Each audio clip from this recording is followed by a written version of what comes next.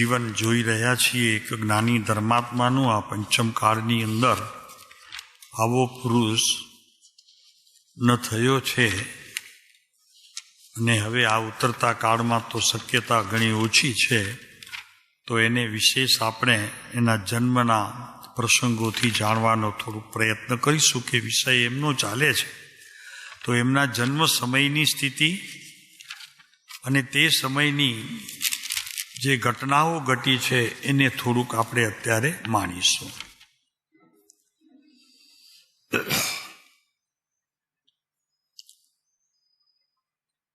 મહાદેવ્યા કુક્ષિરત્નમ શબ્દજીત રવાત્મજ શ્રી રાજચંદ્ર વંદે તત્વલોચનદાયક પ્રભુ તત્વલોચનદાયક. અત્યારે આપણે એક વવાણિયાના કોઈ એવા પુરુષને નમન વંદન ગુરુપદ અને અધ્યાત્મ જીવનનું સર્વસ્વ આપણે એમને સોંપીને આગળ ચાલીએ છીએ, પણ એમને વિશેષ જરી જાણીએ તો ખાલી વવાણિયાની નહીં પણ વિશ્વની વિરલ વિભૂતિ છે. પરમાત્મા તીર્થંકર જૈનોની અંદર જે મહાન ગણાય છે એ જ રીતનો, એ જ રંગનો, એ જ રસનો આ પુરુષ આપની સામે કે જેની આપ રોજ ભક્તિ કરો છો, એ પુરુષ એનાથી એક અંશ માત્ર પણ ન જન્મ ક્ષણે, ન બચપણ, ન યુવાની અને ન પછી મૃત્યુનો સમય, એક એક પ્રસંગની સાથે જો મેળવતા જઈએ તો આપણને એમ લાગે કે અત્યારનું કંઈ જે નિર્ણય હતું એમાં આવો નિર્ણય બહુ જરૂરી હતો, જેનો આજે પ્રસાદ મળશે.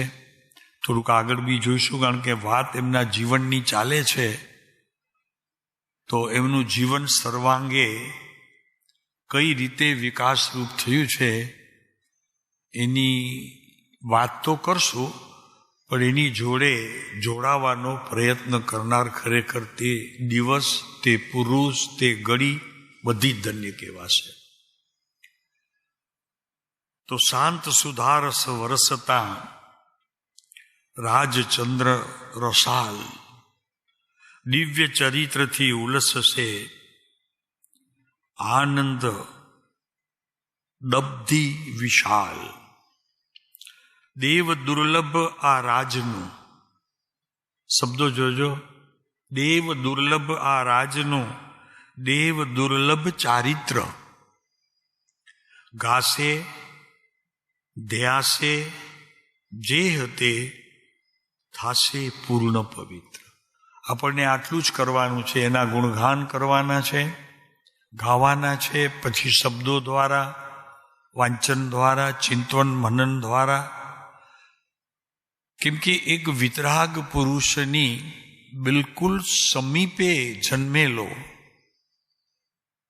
એવો આ પુરુષ, જેટલું આપણે મહાવીર સ્વામી કે આદેશ્વરનાથ કે વચમાં રહેલા 22 તીર્થંકરો અત્યારે આ કાળના એટલા મહાન, એનાથી એક ટકો પણ ઓછો નહીં. તો જેમ જેમ એ પુરુષની અંદરમાં ભક્તિ વધતી જશે, મહિમા વધતો જશે, એના માટે જરી મેં કીધું અત્યારે આ વિષય એ જ ચાલે છે પરમ કૃપાળુદેવના જીવનનું, તો મેં કીધું આજે આ જરા આપણે વિશેષ વિચારીએ કે માત્ર તે વવાણિયાના વાણિયા નહોતા, અને શ્રીમદ રાજચંદ્ર તો નામ હતું જન્મથી, પણ એ વ્યક્તિ કઈ દશાએ તે સમયે પણ પ્રવર્તતી હતી, અને અત્યારે તો ઘણાના હૃદયમાં પરમાત્માથી પણ અધિક આ પુરુષ છે એવા ભાવની સાથે પૂજા અને બીજા ઇત્યાદિ અનેક પ્રકારના ભાવો, સમર્પણ વગેરે ચાલ્યા કરે છે. આપણે જોઈશું એ પુરુષને. દેવ દુર્લભ આ રાજનું દેવ દુર્લભ ચરિત્ર, ગાશે ધ્યાસે જે તે થાશે પૂર્ણ પવિત્ર. એ પુરુષને પણ પૂર્ણ પવિત્રતા નામ સમ્યક દર્શનની પ્રાપ્તિ આમના માત્ર ગુણગાન અને એમનું જીવન જોવાથી થઈ શકે એ વાત કરે છે. કોઈ ઝાઝા બીજા અભ્યાસની અપેક્ષા નહીં. તત્વનો અભ્યાસ કયું છે થશે ધીરે ધીરે જેમ જેમ તમારું આત્મા એ પુરુષ પ્રત્યે નમતું જશે, ગમતું જશે, રમતું થશે, તેમ તેમ એ નવ તત્વો તો બિચારા તે સમયે તમારા ગુલામ થઈને રહેશે, ગુલામ થઈને રહેશે. છે એમ જ છે પ્રભુ, એમ જ છે. ગુણગાન કોઈ પણ ના કરીએ છીએ ત્યારે તમે સામાન્ય વ્યવહારમાં પણ જોયું હશે કે જેને આપણા ગુણ પ્રમોદથી, એટલે એ પુરુષના ગુણ પ્રમોદથી આપણું જીવન જ્યારે ભરાઈ જાય છે ત્યારે એ પુરુષની આપણા તરફની દ્રષ્ટિ એટલી બધી સરળ અને સુગમ અને એટલી પ્રેમ સ્વરૂપે થઈ જાય છે, એમ થાય છે કે પહેલા મરવાનું મન થતું હતું, હવે જીવવાનું મન થાય છે. આ એક જ વ્યક્તિ દ્વારા આવું છે. ગુણ પ્રમોદ બહુ મોટી વાત છે. મોટી વાત એટલા માટે કહીએ છીએ કે એક કોઈ વ્યક્તિને તમે આ સ્વરૂપે માનશો તો પ્રભુ તમારા જીવનના અંત સમય સુધી એ પુરુષ જાશે નહીં. જગત એને શું માનતું હોય એની સાથે પણ તમને સંબંધ નહીં હોય.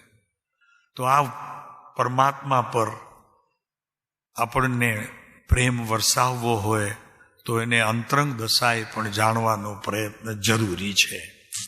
તો જરાક થોડોક વિષય એક બે લઈને પછી આપણે ચાલતા વિષય ઉપર પ્રયાણ કરીશું. વિશ્વ વિરલ વિભૂતિ જે ભારત જ્યોતિધાર, પુણ્ય શ્લોક રાજચંદ્ર જે ધન્ય ધન્ય અવતાર.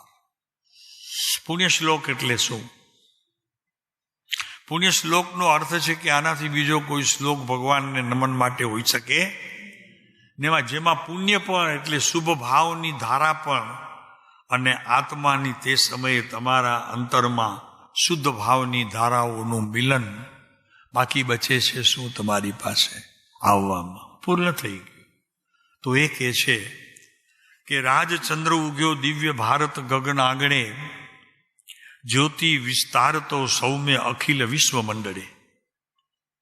જગતના વિશ્વ એટલે કે વિશ્વ આખું એ જગત એના મંડળમાં ખરેખર જ્યોતિ નામનો એક પ્રકાશ કે જે પોતે તો જ્યોત સ્વરૂપ છે પણ એને નમન અને વંદન કરનાર પણ એ જ સ્થાને પહોંચે છે.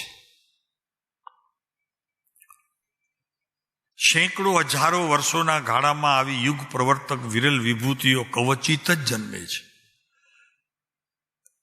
એટલે બહુ મોટી વાત ન કરીએ તો મહાવીર પછી કોઈ પુરુષનો જન્મ થયો હોય આ કાળમાં તો શ્રીમદ રાજચંદ્ર છે.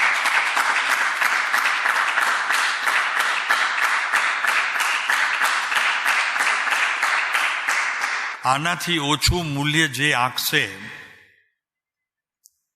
એને લાભ તો થશે, પણ જે લાભ એને મુક્તિ સુધીના પ્રયાણમાં સહચારીપણે હોય એ લાભથી વંચિત રહી જશે.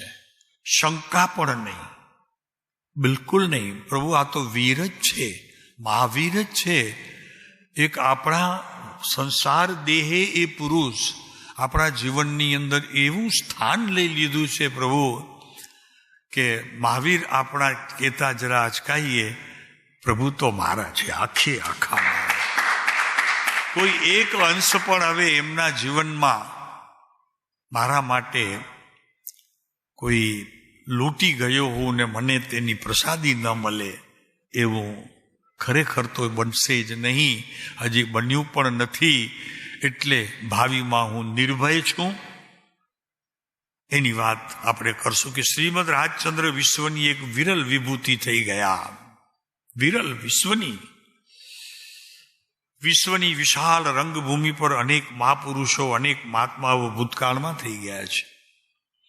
વર્તમાનમાં થાય છે, ભવિષ્યકાળમાં થશે, થયા જ કરશે. પણ તે સર્વેમાં પણ પરમ પુરુષો તો અતિ અતિ વિરલ જ થયા છે. એમાં શ્રીમદ રાજચંદ્ર છે એક વિરલ વિભૂતિમાં.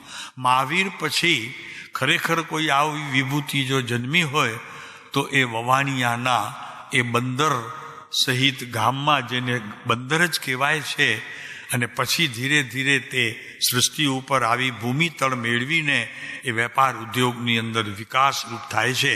એ ભૂમિમાં જન્મેલો આ પુરુષ ખરેખર તો મહામંડલીમાંના એક છે. આગળ ગયેલી મહામંડળી રૂપ જે બધા જન્મે લીધો છે એમાંનો એક પુરુષ આ છે. અતિ વિરલ પરમ પુરુષોની મહામંડલીમાં એક છે.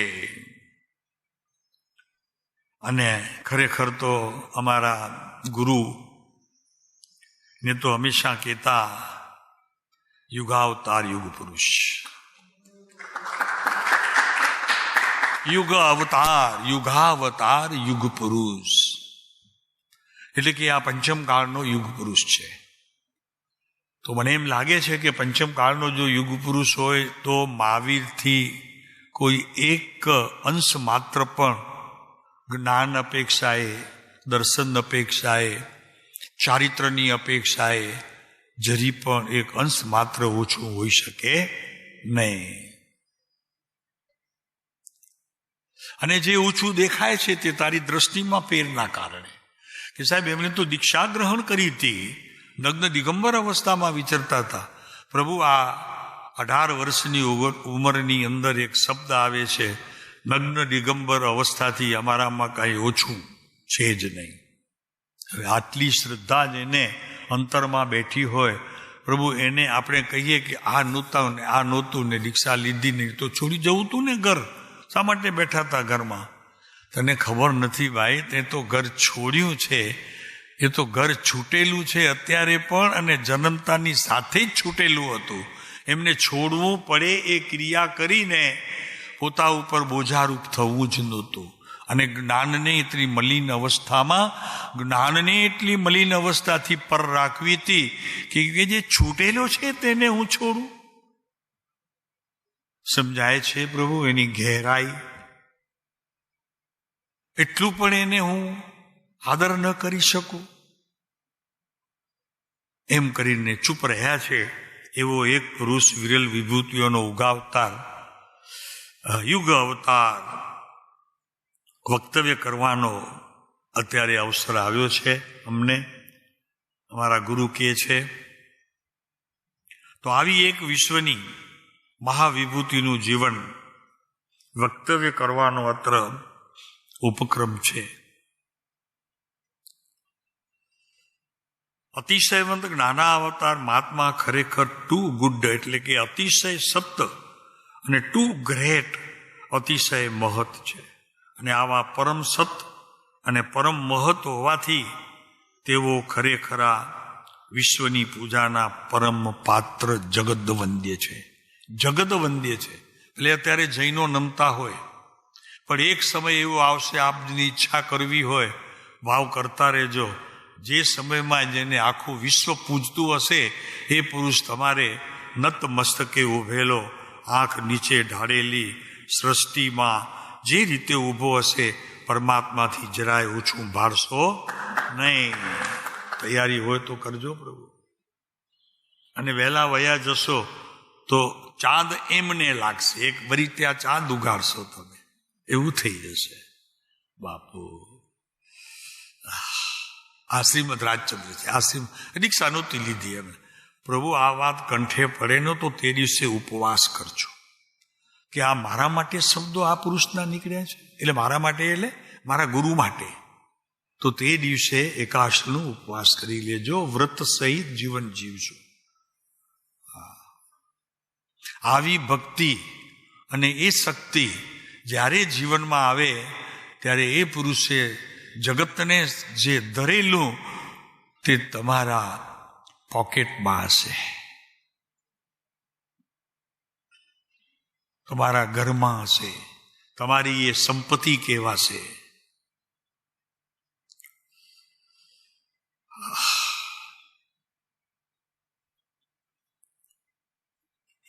વિશ્વની વિરલ વિભૂતિ. અમારા ગુરુએ એને જે મારા એક ભાવ થયો, મેં કીધું આટલા ગુરુના વચનોની હું વાત કરું છું, તું ગુરુને કેમ ભૂલું છું? તેરી મન ભરાઈ ગયું. જેણે આ રચના કરી છે અધ્યાત્મ રાજચંદ્રની, આજે કેટલા પાના છે? 800 પાનાનું આ સાહિત્ય, જેમાં એકલો નર્યો મહાવીરને અનુસરતો નહીં, બીજા મહાવીરને. એમણે કદી પણ મહાવીરને અનુસરતો, કોઈ જૈન દર્શનને અનુસરતો, કોઈ શાસ્ત્રને અનુસરતો એ શબ્દ વાપર્યો નથી. એમને તો એક જ શબ્દ વાપર્યું છે, વીરને અનુસરતો.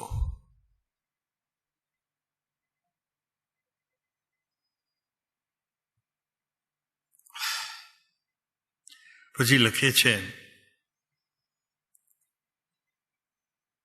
જલ્પયંતી યા નિજગિરાનનું પક્ષીણોપી, એટલે કે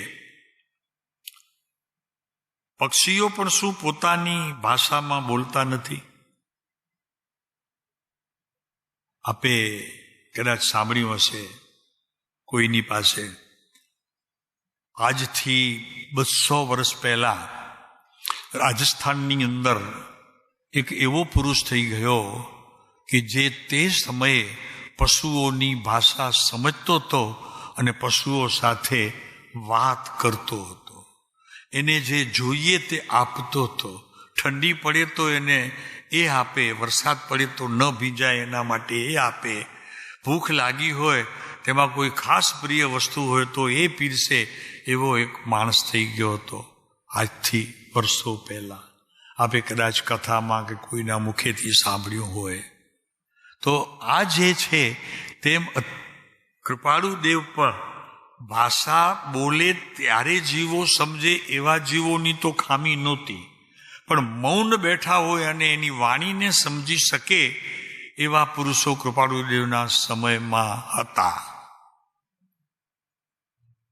અત્યારે તો હવે પોતે જ નથી, તો સવારે જ નથી, વાણી શબ્દ પામી ગઈ અને શાસ્ત્રોમાં આવી, પણ એમને સમજી શકે એવા પુરુષો હતા. તો શું આપણને એમ શંકા રહે કે પરમાત્મા અરિહંતથી અને એમના ગુણોથી કાંઈ એક ગુણ પણ ઓછું એમનામાં હોય? શક્ય જ નથી. પ્રભુ આવી તો શ્રદ્ધા રાખતા જ નહીં. પરમાત્મા જ છે. હું બીજો મહાવીર છું, એ એમના શબ્દો છે. અને કંઈ એમને એવી રીતે ન હોય ને બોલવાનું કારણ બી નહોતું. હતું કારણ કંઈ એવું એમ કહેવા વખતે કે હું બીજો મહાવીર છું? કહ્યું છે કે નહીં? કહ્યું છે કે નહીં? તો એ શબ્દો જ્યારે એમના મુખેથી આવ્યા હશે ત્યારે શું માત્ર શબ્દો હશે? એનો ભાવ આપણને શું લાગે છે? એટલે જેની આપણે ભક્તિ કરીએ છીએ એ પરમાત્માથી ઓછો નથી. એટલે અમારે એ કહેવું છે, ધજાવંત જે અત્યારે બેઠા છે લોક દ્રષ્ટિને તે રીતે સમજવા માટે આપણે મૂક્યું છે. બાકી તો છે ગમે ત્યાં હોય પ્રભુ, એ પુરુષ પરમાત્માથી કોઈ અરિહંતથી કોઈ ગુણ ઓછો નથી. હા, કેટલા પ્રગટ ન થયા હોય તો તે જ્ઞાનના સંયોપશમની શક્તિ એ બહાર ના આવ્યા હોય, પણ સત્તામાં તો તે એવા જ ગુણ લઈને એ પુરુષ સતત જાગૃતિ રાખતો હતો. એવા જ ગુણ જેવા વીરના હતા તેવા. એમ કહી શકાય પછી કે હું બીજો મહાવીર ક્યારે કીધું હશે? મહાવીરમાં ને અમારામાં ફેર ગણશો નહીં. મહિમા આવે પ્રભુ. જે પુરુષને આ પ્રકારે મહિમા આવશે તેને તે જ તમે સમ્યક દર્શન રૂપી રત્નત્રયની પ્રાપ્તિ હશે. આ લખી રાખો, એનાથી ઓછું એને નહીં મળે. વાત છે તમારી શ્રદ્ધા ગુણની, અવસ્થાની. જ્ઞાન ગુણની નથી કહેતા. ઓછું હશે ચાલશે. શ્રદ્ધા ગુણની સ્થિતિમાં આ પુરુષ તમારી પાસે સમ્યક દર્શન રૂપી રત્ન મૂકી વયો જશે. તમને બીજા દિવસે સવારે ખબર પડશે કે મારું જીવન આમ કેમ બદલાયેલું લાગે છે. કાલનું જે બધું ન ગમતું અત્યારે ગમવા લાગ્યું છે, અને જે ગમતું હતું એ અત્યારે બધું વિસરવાની તૈયારીમાં છે. એટલે શું સમજાય છે? સંસારના કોઈ પદાર્થમાં રસ નથી આવતો. અત્યારે દીઠે પણ એમ થાય છે કે પ્રભુ એમાં ઠીક છે, એના પ્રત્યે દ્વેષ પણ નથી, એમ રાગ પણ નથી એ પદાર્થો પ્રત્યે. અને ગઈકાલે જે રાગ હતો એ રાગ અનંત ગણું વધીને મુનિપણાના દર્શન તે સમયે હરેક પર્યાયમાં અત્યારે પણ થઈ રહ્યું હોય છે. એવી દશાનું આપણા જીવનની અંદર વર્તન આવશે. શ્રદ્ધા હોય તો કરજો, જ્ઞાનની વાત જવા દેજો. એક શ્રદ્ધા ગુણને પોતાના પક્ષમાં રાખજો.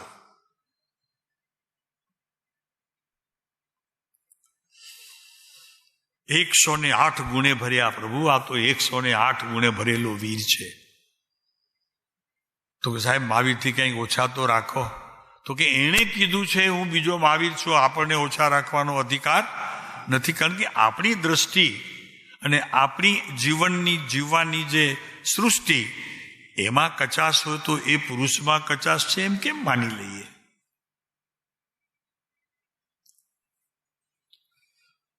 ટુ ગ્રેટ શબ્દ મૂક્યો છે મારા ભગવાને. નામ બી ભગવાન છે ને મારા ભગવાન હતા. ટુ ગ્રેટ, અતિશય. તો પરમ કૃપાળુદેવ એટલે કે વિતરાગ અવધૂત શ્રીમદ એવા સત્પુરુષ તો વંદક નિંદક બંનેને સમગણે છે. કોઈ એમની ટીકા કરે તો એમને પણ પોતાના જેવું જ ગણે છે કે જેણે ગુણ પ્રમોદ કરીને હમણાં રસ્તો માપ્યો 2 મિનિટ પહેલા. એ પુરુષ અને આ પુરુષમાં કાંઈ અંતર નથી. નાની વાત લાગે છે?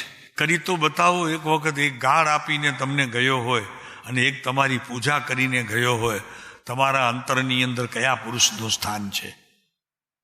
કેવો અમને કેવો? તો કે શું કહીએ સાહેબ, અમારે તો આપ કયો છો તેમ જ છે.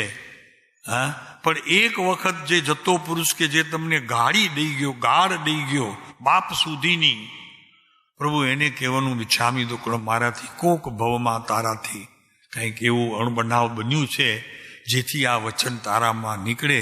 પ્રભુ અત્યારે એ દુર્ગુણ તારામાં મેં જોયા નથી કદી. આ સૃષ્ટિનું જે સર્જન કરી શકે છે પોતાના અંતરની અંદર, એને આ પુરુષ રાતના સ્વપ્નમાં આવી અને સમ્યક દર્શનની ભેટ ધરી દે છે. અરે સમ્યક દર્શન સાહેબ? ના, સમ્યક દર્શન નહીં, આત્મા આપતો વયો જાય છે. સાહેબ આત્મા? તો કે હા આત્મા. ભાઈ એનાથી કોઈ વિશિષ્ટ ચીજ છે? તો કે છે ને પ્રભુ, એ તને તારું જીવન તને અર્પણ કરતો વયો જાય છે.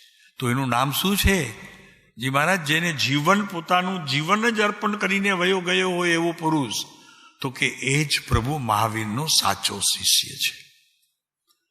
તૈયારી કરો પ્રભુ, જીવન એવું જીવો કે જેથી કરીને સંતો પણ તમારી વાત જઈને સંતોની સભામાં કે આપ ભલે ગમે તે રહ્યા હો, એવી દ્રષ્ટિનું એવી સૃષ્ટિનું તમારા જીવનની અંદર હોવું જોઈએ. ત્યારે કહી શકશો કે અમે શ્રીમદ રાજચંદ્રને ફોલો કરીએ છીએ. વાત કરવાની પ્રભુ કોઈક તમારી પાસે મૂડી હોવી જોઈએ. બહુ આકરું છે અને આમ સહેલું પડે છે. એમની મિત્રતા કરવી એટલે સાવ સહેલું. શું શીખવું પડે એની પાસે? કાવા દાવા, ચોરીદારી, મમકાર, અહંકાર, ક્રોધ, માન, માયા, લોભ, શું શું કરવું પડે? શું શીખવું પડે એમની પાસે? હાસ્ય, રતિ, અરતિ, ભય, શોક, જુગુપ્સુ, શું શું શીખવું છે? તો કે સાહેબ એ તો એક જ વાત શીખાવે છે, તું તારામાં છો, તારામાં રહે. આના જેવું સુખ તને વિશ્વમાં કોઈ શ્રેણીમાં મળશે નહીં. તમારે શ્રેણી ચડવી છે, સમ્યક દર્શન ચોથે ગુણસ્થાનકે મેળવવું છે, અને ન હોય પહેલામાં હોઈએ હજી જ્યાં સુધી ત્યાં ત્રીજું માનવું છે, ચોથું ગણવું છે. બોલો શું કરવું છે? કાંઈ જરૂર નથી, કાંઈ જરૂર નથી. એવા બખડ જંતર કરવાની કાંઈ જરૂર નથી ભાઈ. તો કે છે અહીંયા તો કે તેટલો તેમને પોતાને જ લાભ અંતરાય રહે છે, જગત વંદે કે નીંદે તેનું સમદર્શી સત્પુરુષોનામાં અને એના જીવનમાં કોઈ પ્રયોજન નથી, એટલે એ પોતાની પાસે જે પ્રયોજન નથી તે બીજાને પીરસતા પણ નથી.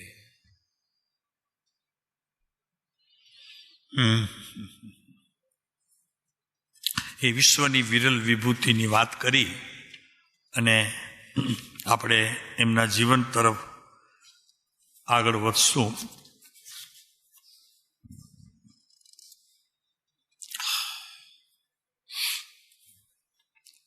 એક ઈષ્ટોપ્રદેશની અંદર એક 36મો શ્લોક છે, એની વાત કરી અને પછી એ પુરુષને આપણે આગળ વિચારશું. એ શ્લોક 36માં ઈષ્ટોપ્રદેશના પ્રવચન થયા છે રસિકભાઈના ઘરે. એમાં આ વાત આવી હતી, અભ્યાસ કરવો. ત્યાં સુધી તો સમજાણું કે ભાઈ અભ્યાસ કરવો.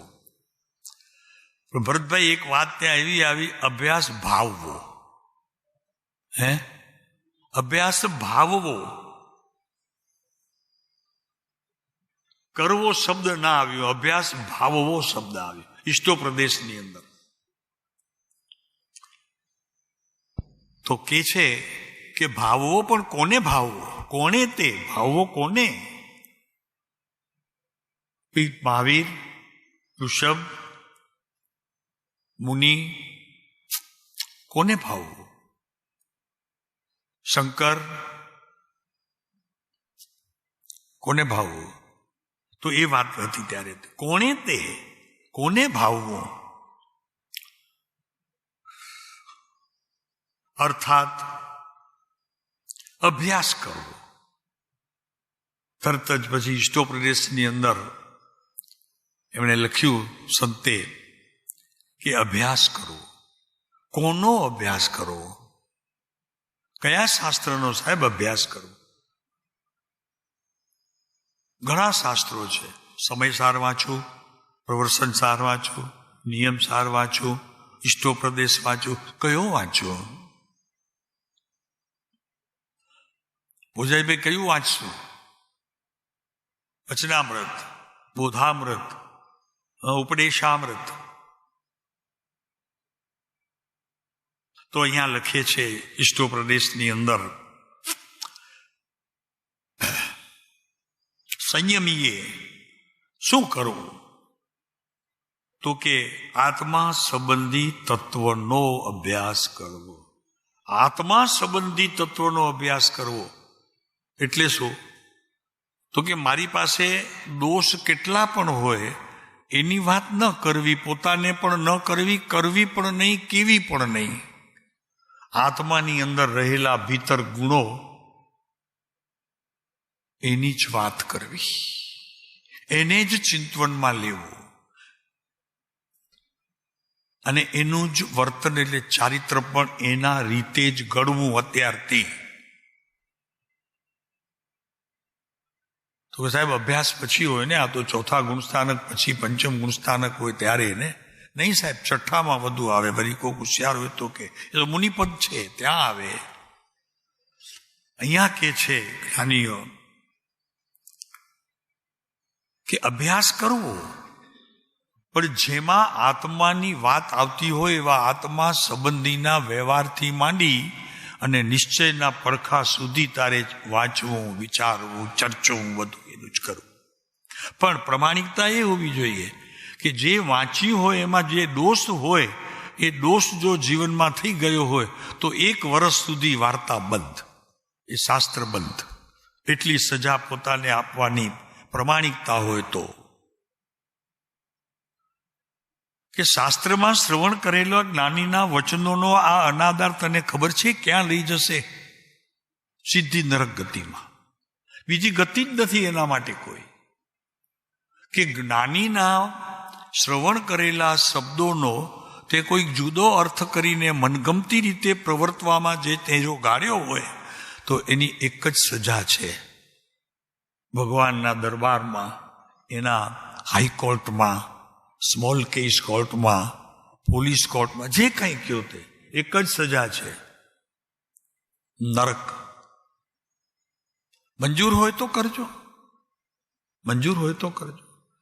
જ્ઞાનીના વચનો નહીં, જ્ઞાનીના વચનોનું વાંચન કરીને એ જ સંબંધીના દોષમાં ફરી પાછો શ્રવણ થયા પછી, શાસ્ત્રોમાં એનો અર્થ સમજ્યા પછી એ જ ભાવે જો મારું પ્રવર્તવું થયું હોય તો નરકની તૈયારી રાખજો. પ્રભુ બહુ સ્પષ્ટ કહ્યું છે.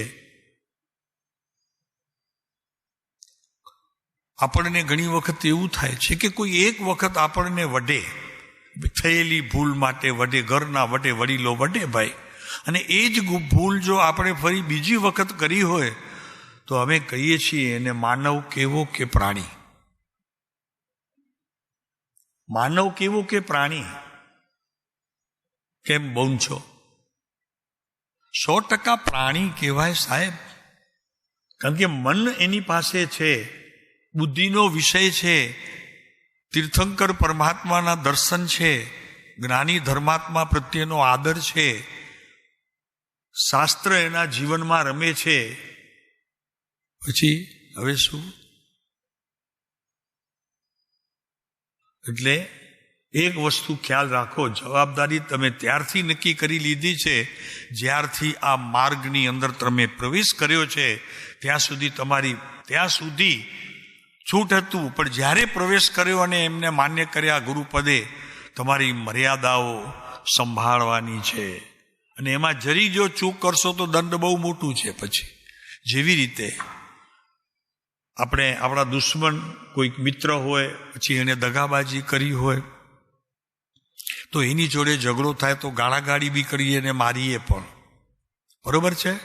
પણ ભગવાને કહેલું કર્યું ન હોય અને એને જો આપણે ગાળી આપી તો કે આ શું કામ શબ્દ તમે મૂક્યો, આવું તો થાય સંસારીઓથી, રાઈટ? આ જરા ખ્યાલ રાખજો. બોલીએ છીએ ત્યારે ખ્યાલ રાખવાનો કે આ શબ્દો આપણા જીવનમાં કેટલા વખત આવે છે કે જ્ઞાનીઓએ નકાર કરેલા શબ્દોનું ફરી પાછું આપણા જીવનની અંદર ઉપયોગ કરી અને એ જ દશામાં રહેવાનો જાણે કે નિર્ણય કરીને બેઠા હોઈએ તો પ્રભુ આનાથી દુઃખદ ઘટના સમજી લેજો. નથી કરતો જે બહાર બેઠો છે એ સારો છે, તમારાથી સુંદર છે, એટલું દંડ છે ત્યાં. કેમ કે સમજ્યા પછીનો દંડ હંમેશા વિશેષ હોય છે. શાસ્ત્રોમાં કથન છે, આ ઇષ્ટોપદેશની અંદર ઇષ્ટ ઉપદેશ છે, એમાં ઇષ્ટ ઉપદેશ છે. હાથમાં આવે ક્યારેક આ ઇષ્ટોપદેશના પ્રવચન સાંભળજો, પ્રભુ તો ખ્યાલ આવશે. તો કે છે પોતાના સ્વરૂપનો શેનો વિચાર કરવો. ત્યાં એ કોઈ શાસ્ત્રની ઉપમા ન આપી કે આ શાસ્ત્ર વાંચજો.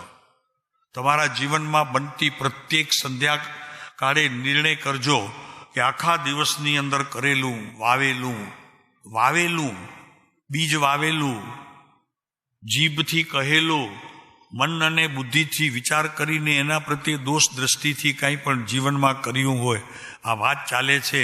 ધન્ય તે દેશ વવાણિયા, ધન્ય તે ભારત ભૂમિ, રાજકલ્પતરુ જન્મે ધન્મ ઘામ વવાણિયા, ધન્ય તે શબ્દ જીત તાત, ધન્ય તે માત દેવકી, 24-19 પૂર્ણિમા, ધન્ય કાર્તિકી. આ એની વાત કરે છે, એની વાત ચાલે છે કે આ પુરુષ મળ્યો છે. પ્રત્યક્ષ મહાવીર જેવો ભાવ કેમ નથી આવતો કે હું અત્યારે ચોથા કાળમાં જ છું. મહાવીર જેમ ચોથા કાળમાં વિહાર વિચરતા હતા તેમ આ પુરુષ પણ અત્યારે પંચમ કાળની અંદર વિચરીને આ જીવો ઉપર આટલો ઉપકાર કરેલો છે. મહાવીરની વાત લઈ અને હું બીજો મહાવીર છું એમ કહીને તમને સ્પષ્ટ કરે છે. ચાલો, નિજ આત્માનો પોતાના સ્વરૂપનો સાવડે કેવી રીતે કરવો એ અભ્યાસ, તો એ અભિયોગ વડે. એટલે શું અભિયોગ? એટલે શું? તો કે તત્સમયે જાગૃતિનો જે કાળ હોય છે જેમાં કોઈ દુશ્મન નથી હોતો, કોઈ વંદનીય પણ નથી હોતો, હોય છે માત્ર એક આત્મા. તે સમયે કહે છે કે એવા અભિયોગ વડે, એટલે પછી એનું વિશ્લેષણ સહેજ કરે છે. તો કે આળસને તજી, નિદ્રાને તજી, ત્યાગને પોતાના ગજવામાં રાખી, ત્યાગને એટલે કે બધું જ છોડી દીધું હોય અને જરૂર પડે તો કોઈ વસ્તુ લઈ લે છે તો એની રજા લે, પોકેટની રજા લે. તો કે એક ખાલી દાંતમાં અડી ગયું છે ને વચમાં, તો કાઢી લો. તો એની પાસે એટલી રજા લઈને પ્રવેશ કરે, એમાં બધું આવી ગયું. પછી જ્ઞાનીના બધા ગુણ અને એના બધા દોષ જોવાની દ્રષ્ટિઓ બધી આવી ગઈ. બરોબર છે? તો કે છે નિંદ્રાના ત્યાગ વડે ક્યાં અભ્યાસ કરવો? એકાંતમાં. હમણાં કરે છે આપણા ભાઈ એકાંતમાં. અભ્યાસ હંમેશા એકાંતમાં હોય. જેને અભ્યાસ ટાળવો છે તેનો અભ્યાસ એકાંતમાં હોય, બધાની વચ્ચે ન હોય. અને થયેલી ભૂલનું પોતાની ડાયરીમાં તે જ સમયે નોટ કરે કે શાસ્ત્રમાં આવ્યું કે આ દોષ મોટો કર્યો છે, તે આ જો કર્યો હોય તો એનું પ્રાયચિત લે જ્ઞાનીઓ પાસે. તો નોટ હોય બાજુમાં. ગુણની ન હોય પણ દોષોની જરૂર નોટ હોય. બાકી જે બચશે એ ગુણ, બાકી જેટલું બચ્યું હશે એ બધું ગુણ હશે. એટલે નોટ કરવી તો પોતાના દોષોની નોટ કરવી. તો કે છે કે એકાંતમાં એટલે યોગ્ય ખાલી ગ્રહમાં, જેમાં બીજો તારા સિવાય કોઈ ન હોય.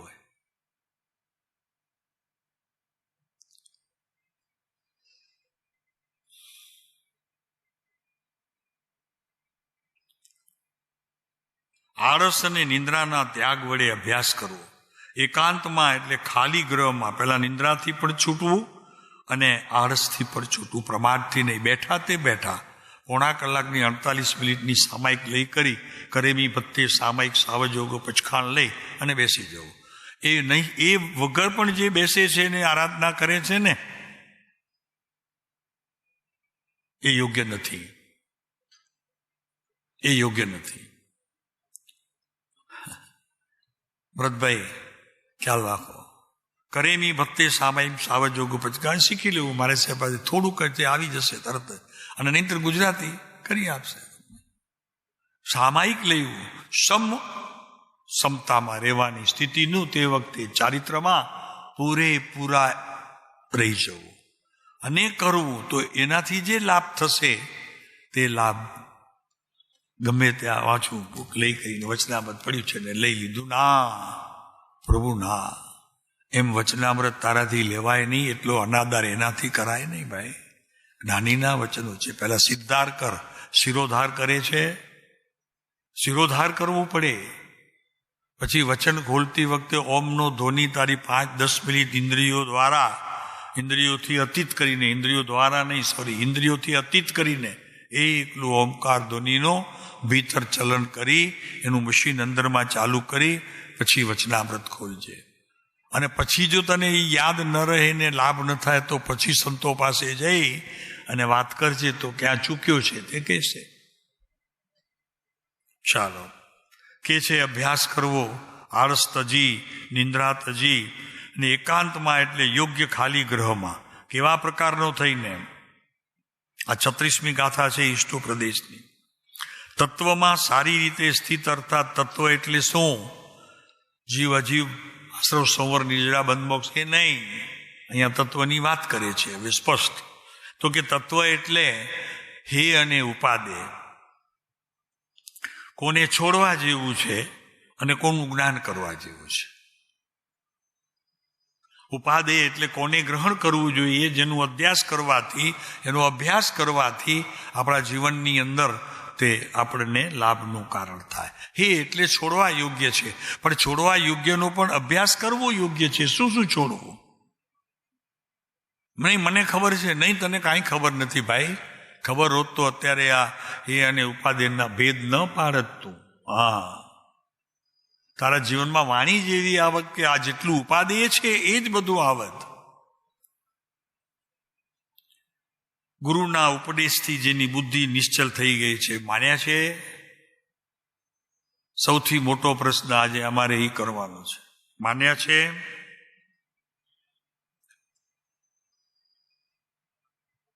આપે તો માન્યા છે સભામાંથી. એની વાત માનો છો કે એને માનો છો?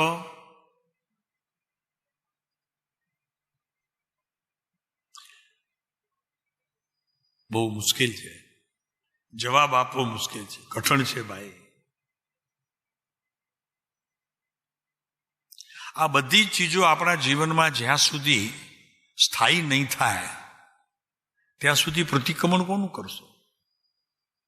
સ્વાભાવિક કોનું કરશો? અનંતકાળથી આથડ્યો વિના ભાન ભગવાન, સેવ્યા નહીં ગુરુ સંતને, મૂક્યું નહીં. કૃપાળુદેવ આમ જોવા જાવનું તો બહુ લુચ્ચા માણસ છે. અહીંયા એ શબ્દ મૂક્યો છે, આ શબ્દ શેમાં? હમણાં અમે શું બોલ્યા? કોણ કહે છે? હે, શું શબ્દ બોલ્યા?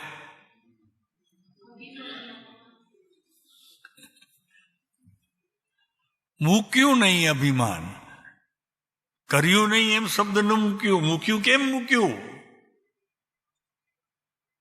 કર્યું નહીં. અભિમાન કરાય.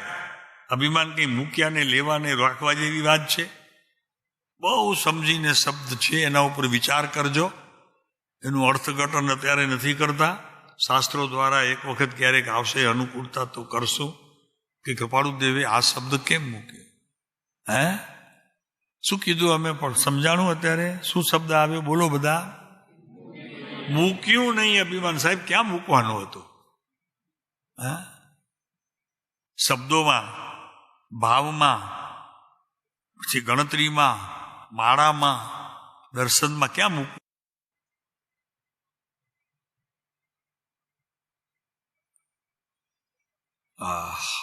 તો કે છે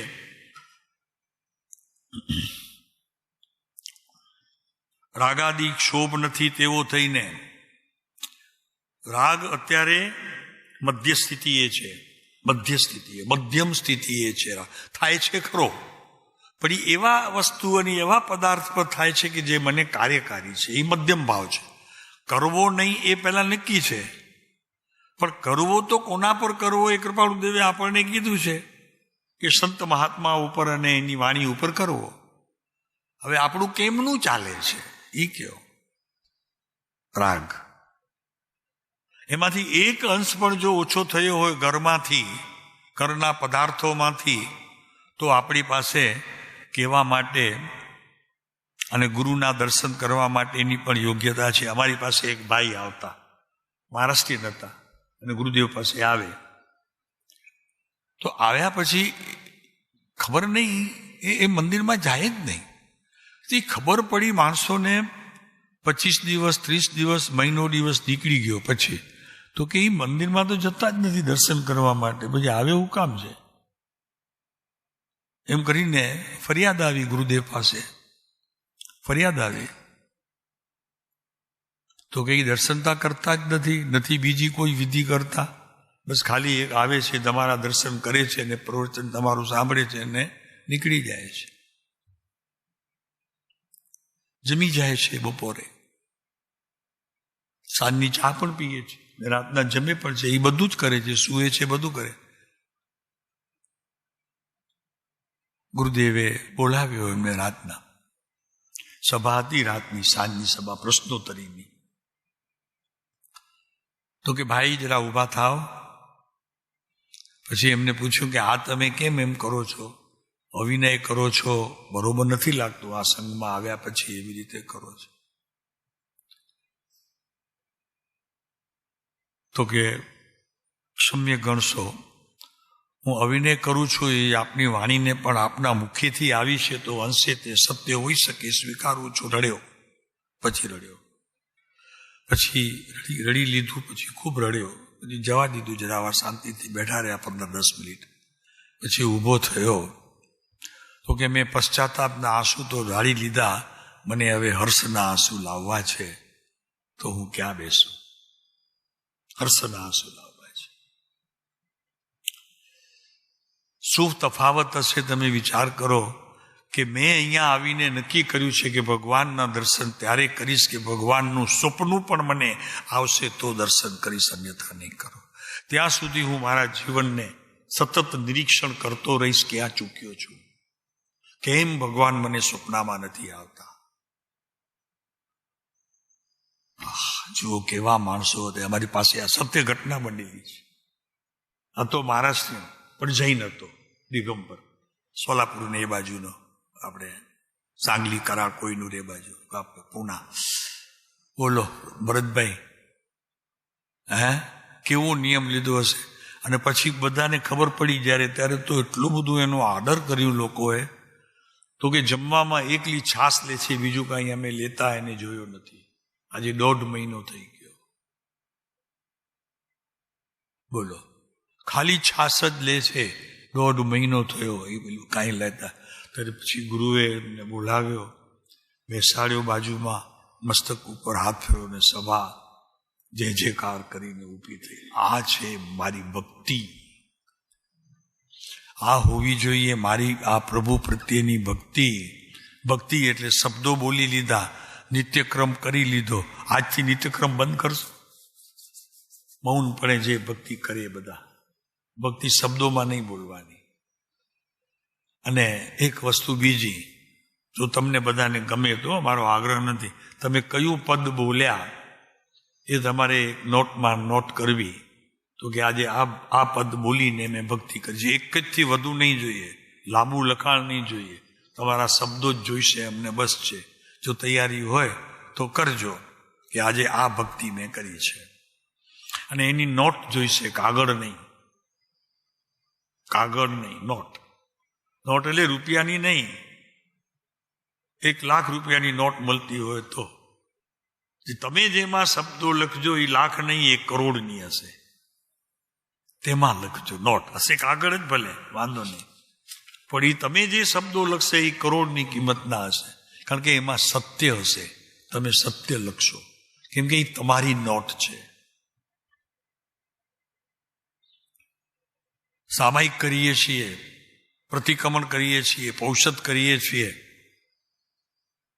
આ બધી ઝાંખી આ એક નોટમાં આવી જશે તમારી.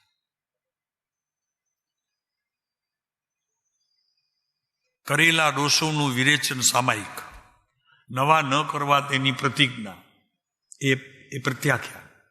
પછી હજી આલોચના, કરેલા ભૂલનું ગુરુ પાસેની ક્ષમા માંગવાની આલોચના. બોલો, આ બધું થાય છે આપણા જીવનની અંદર. આ બધી ઘટનાઓ ઘટે છે અને એનું પ્રાયશ્ચિત આપણે લીધું છે. સંતો પાસે સંતો બેઠા છે. તમને એમ લાગશે કે ના ના, આ તો સંતો નથી, શાસ્ત્રમાં તો એમ કહ્યું નથી.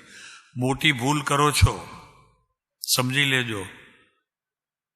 આ વસ્તુ તમે જ્યાં સુધી પ્રાયશ્ચિત રૂપે તમે સ્વીકાર નથી કરતા, તમારા પાપનું ક્ષમ્ય નથી. પાપ ઊભું છે, બરોબર છે જી મહારાજ? પાપ ઊભું છે, તમે હા પાડો, વાંધો નહીં. જ્યાં સુધી તમે તમારા દોષોનું વિરેચન સંતો પાસે કરતા નથી અને ક્ષમા લેતા નથી, તમારા દોષ ઊભા છે, સમજી લેજો. પાપ તમારું વધે છે, એમાં ગ્રેડ તમારું વધે છે. જેમ થર્મોમીટરમાં તાવ વધતો જાય, શરીરમાં હોય તે વધે, એમ સમજી લેજો કે તમારા અંતરમાં છે અને પાપ વધતું જાય છે, એનું વિરેચન કર્યું નથી. કઠણ છે ભાઈ, વિતરાગ માર્ગની ધાર જ કઠણ છે, બાકી તો સહેલામાં સહેલું છે. સહેલામાં સહેલું એટલા માટે છે કે કાંઈ કરવું નહીં, શાંત ભાવે જ્ઞાનીઓના ચરણ તપાસવા, એમના કહેલા વાક્યોનું બહુ એકદમ સમજણપૂર્વક એનું આપણે શું કરવું, અધ્યયન કરવું. અને અધ્યયન કર્યા પછી પણ એનું આખા દિવસનું જે જીવન હોય છે તે આ મય હોય છે, એમાં જરી પણ આગળ પાછળ કરે નહીં, ત્યારે તેને સામાયિક કહેવામાં આવે છે. શમ આય વત્તા એક, ક્ષમતા જેમાં રહેતી હોય, એટલે એક સમયની અવસ્થા પોતાની એ ક્ષમતામાં પાસ થઈ ગઈ તો તમે લાખો કમાયા. ઉત્પન્ન થઈ ત્યારે હતી ક્ષમતા, મધ્યમાં આવે ત્યારે છૂટી ગઈ અને અંતમાં તો એનો અંશ પણ રહ્યો નહીં. એમ બને આપણા અજ્ઞાનની સ્થિતિમાં? નહીં, એ નહીં. આજે બસ આ વવાણિયાનું નાનકડું ગામ, ઇતિહાસ પ્રસિદ્ધ પવિત્ર તીર્થધામ, નાનું સરખું નિમિત્ત ભૂમિનું ભાગ્ય પલટવાને કેવું નિમિત્ત, તેનું આ જળહળતું ઉદાહરણ પૂરું પાડે છે. ધન્ય તે દેશ સૌરાષ્ટ્ર. ધન્ય ભારત ભૂમિ, રાજકલ્પ તરુ જન્મે, ધન્ય ગામ વવાણિયા, ધન્ય તે શબ્દ જીત તાત, ધન્ય તે માત દેવકી. 24/19 પૂર્ણિમા, ધન્ય કાર્તિકી. પ્રભુ આપણે બહુ મહાભાગ્યશાળી છીએ કે એક પુરુષ જેની સામે આપણે રોજ બેસીએ છીએ, પ્રભુ એટલી યોગ્યતા આ પુરુષે આપણને જે આપી છે. સમજો, આમાં બહુ મહત્વ છે આ વાતનું. પરમ કૃપાળુ દેવ જેવો પુરુષ, વર્તમાન Mahavir Swami, present as a present, કેમ કે એમની વાત છે, હું બીજો.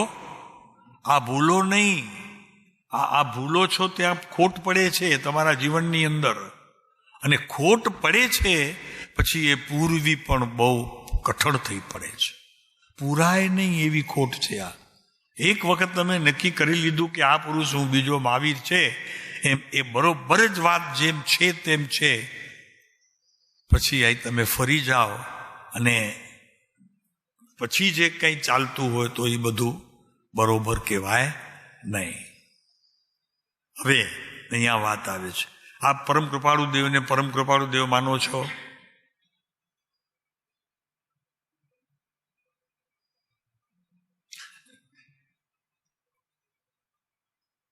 આપની વાત.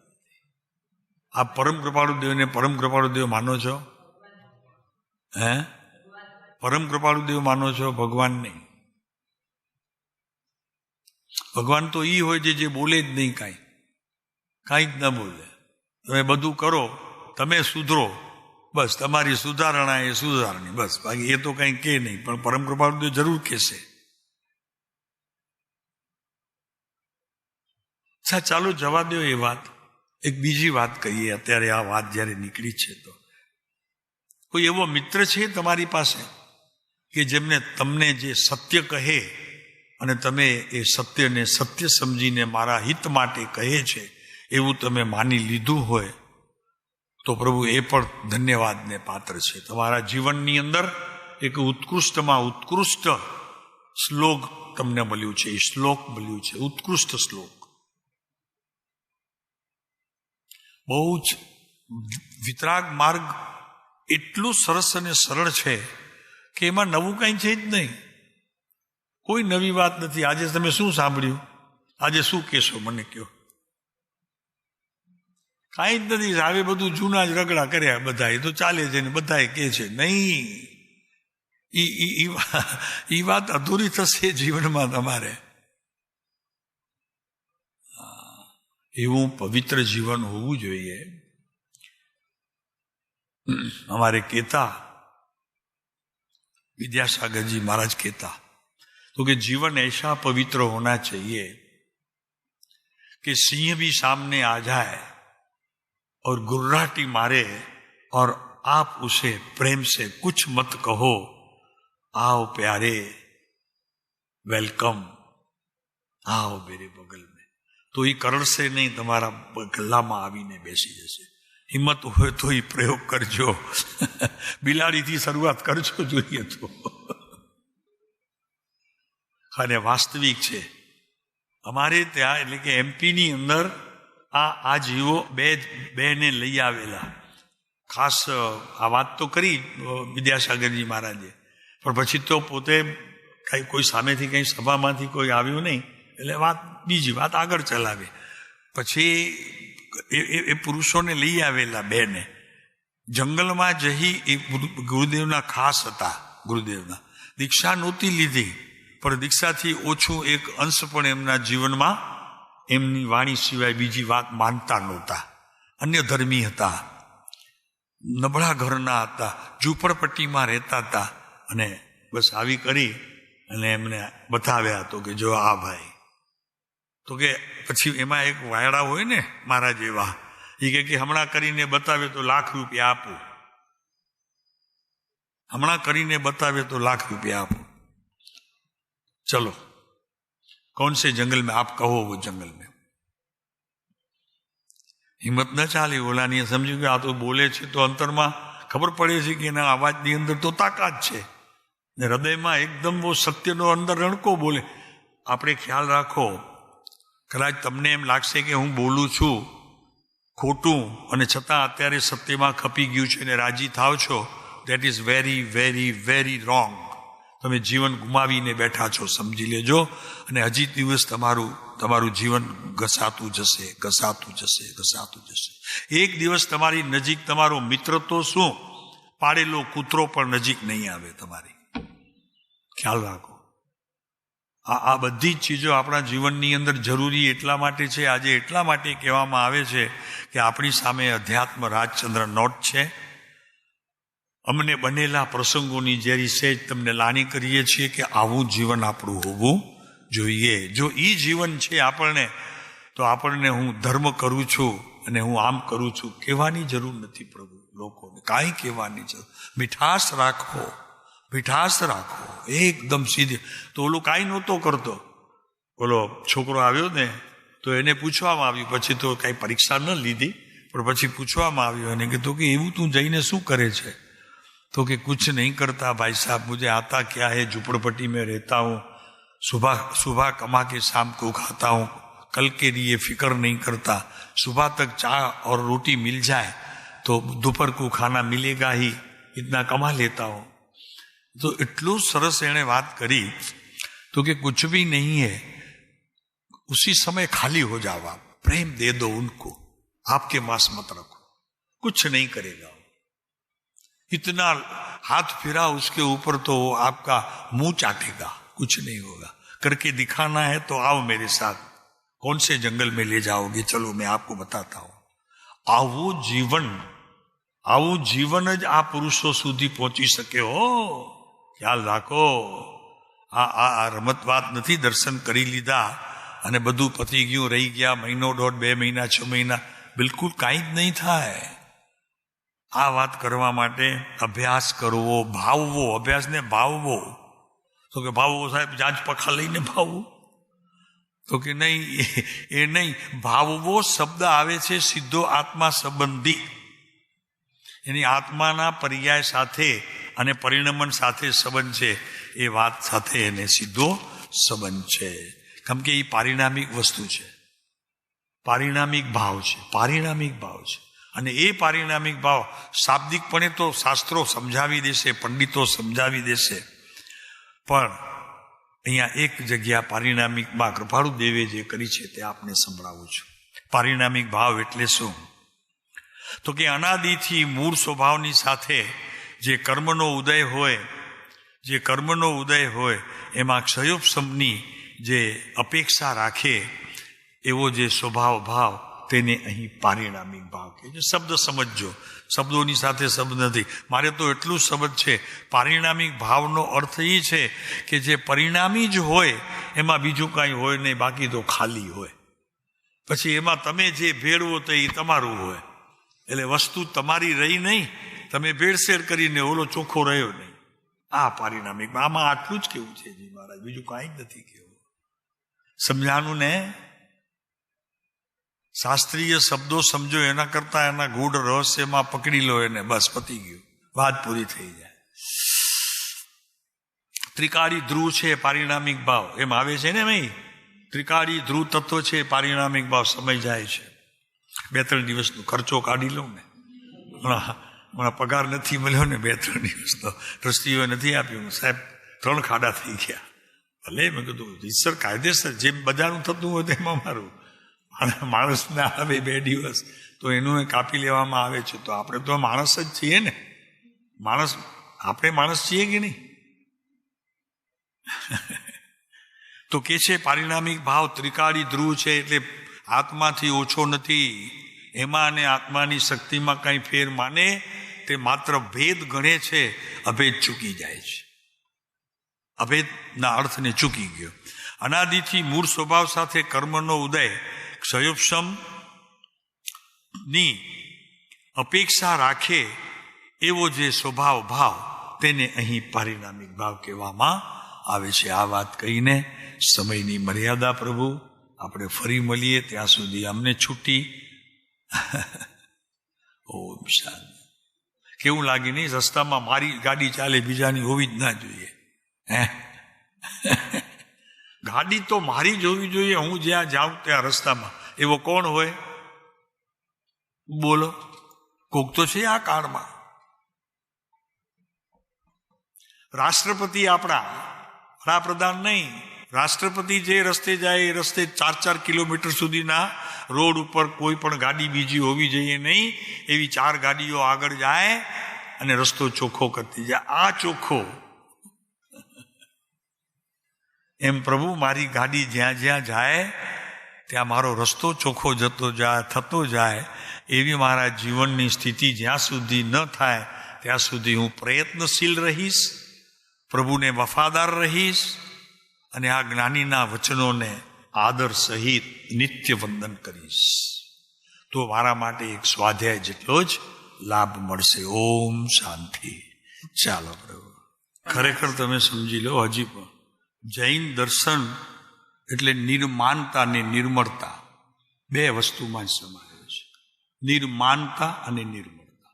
કાંઈ જ નથી. તમે આ બધું ગોટા વાળીએ આપણે, ઠીક છે, એક સમય પ્રસાર માટે વાત છે, પણ જીવન તમારું એવું એકદમ નિર્મળ, આપણે કહીએ ને ઓલી કાચ આવે છે ને, કયું કાચ? બિલોડી કાચ. હા, બિલોડી કાચ. હા, બિલોરી કાચ આવે છે ને, બસ એના જેવું જીવન હોવું જોઈએ કે અંદર જોયું ને તો બસ જેવો ઈ સ્વચ્છ તેવો પાપ. કાંઈ જ નથી. જૈન દર્શનની અંદર સહેલામાં સહેલું કોઈ વિશ્વની અંદર ધર્મ હોય તો જૈન દર્શન છે. આપણને અઘરું લાગે છે કેમ કે આટલા બધા નિયમ પાડવા જરૂર નથી. કાંઈ પણ એક જ નિયમ રાખવો, બસ એક જ નિયમ રાખવો. કોઈને પજવીશ નહીં અને મને જે પજવશે એને ક્ષમા આપીશ. કોઈ એનો ઓલું ભેદ નહીં રાખવું અને એના ઉપર દ્વેષ નહીં રાખવો. પતી ગઈ વાત, પૂરી થઈ ગઈ. સહેલામાં સહેલું કોઈ ધર્મ હોય, તમારે કોઈ એકાસણા ઉપવાસ કરવાની જરૂર નથી. આમાં એકાસણા ઉપવાસ, આંબીલ, વર્ષિતપ બધા આવી ગયા. એ કાંઈ જ નથી કરવાનું. પણ છતાં એટલું બધું ભારી લાગે છે કે સાહેબ બધું સહેલું લાગે, મને એ કરવા દો, તમે કહો તો માંસ ખમણ કરી લઈશ. પણ માંસ ખમણમાં પણ સાસુ પુત્રવધુને વઢવામાં જરીએ પાછી નહીં પડું, મારું ઈ જ ચાલ્યા કરશે બધું. હા, અને ઘરમાં કામવાળું હશે એને પણ દિવસમાં 6 વખત વઢીશ. બધું જ સાહેબ છૂટ. પણ મારે વર્ષિતપ કરવો છે, હા, મારે અઠાઈ કરવી છે, 8 દિવસ પર્યુષણના અઠાઈ કરવી છે. પણ દુકાને જાય એટલે એ અઠાઈના કોને ખબર કેટલા આઠડા લખતું હશે એ ખબર નહીં. 8 કર્મ છે ને, 8 કર્મ, એ 8 કર્મ લખાયા જ કરે. બાપુ એ નથી રીત. જે આપવા જેવું છે તે મારે આપવું નથી, અને નથી આપવું એવી વસ્તુ આપીને ધર્મ માનવું છે. હવે એ ક્યાં મેળ ખાશે? મેળ જ નહીં ખાય કોઈ. ચાલો, ભગવાન સદજી મહારાજે સારી વાત કરી. નોટની એક ખરેખર તો પ્રમાણિકપણે લખાયું હોય તો એ નોટ ખરેખર ઉપયોગી થાય એકદમ આપણા જીવનની અંદર. સમજો ને, અમને માણસ પકડવા વાળો બીજા દિવસે એ પ્રયોગ કર્યો રીસરનો. એવા હિંસક રણમાં, જંગલમાં લઈ ગયો. આમ ટોળું આવતું હતું, ટોળું 3-4 દિવસ 4 દિવસ 5 દિવસ ઓલાને રાહ જોવી પડી કે એવું કોઈ ટોળો ક્યાંક ભલે તો એને મૂકવું, વચમાં ખબર તો પડે. વાતો કરતો હતો ત્યાં વિદ્યાસાગરજી મહારાજ પાસે આટલી મેદનીની વચ્ચે, ખબર તો પડે. પણ ખરેખર એને કરી બતાવ્યું. બોલો, આમ ચાટવા માંડ્યો એને. બોલો, હું તો નહોતો ત્યારે, પછી સમાચાર મળ્યા જ્યારે ગુરુદેવે આ વાત કરી ત્યારે હતો, પણ પછી એ પ્રસંગ બન્યો ત્યારે અમે નહોતા. ત્યારે એ આવું પ્રસંગ બની ગયો.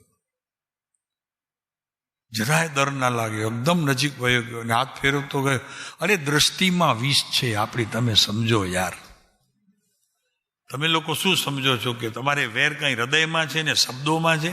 દ્રષ્ટિમાં, તમારી દ્રષ્ટિમાં વેર છે. એના ઠકાણે પુષ્પો વાવી દો ને ભાઈ. સુગંધ પ્રસર્યા કરે આખો દિવસ જીવનમાં. તમે જ્યાં રસ્તેથી પાસ થશો ને તો એવું હોવું જોઈએ જીવન આપણું કે રસ્તામાંથી પાસ થઈએ અને આજુબાજુ બંને બાજુ વસ્તી હોય તો લોકો બહાર આવે તો કે સુગંધ શેની આવે છે? કઈ કોઈ વરઘોડો જાય છે કોઈનો? વરરાજા કઈ બીજા કોઈ સાધુ સંત આવ્યા છે? શું છે આટલી સુગંધ? એ બહાર આવે જોવા માટે. આવું આપણું જીવન હોવું જોઈએ. મને લાગે છે અઘરું છે કે સહેલું છે?